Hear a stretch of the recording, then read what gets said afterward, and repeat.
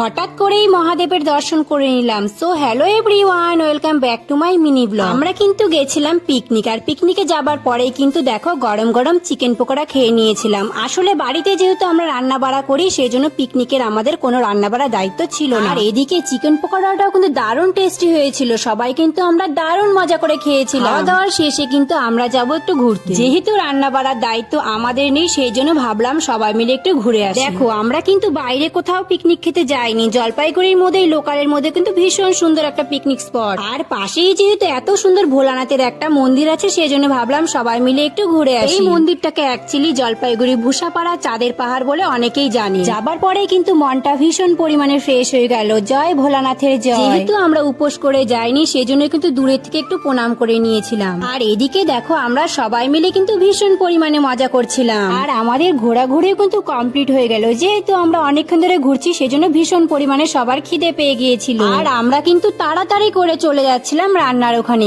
ওখানে গিয়ে দেখি রান্না প্রায় শেষের দিকে। বাচ্চারাও কিন্তু ভীষণ পরিমাণে আনন্দ করছিল। তো আজকের মতো টাটা, পরের ভিডিওতে দেখা হচ্ছে।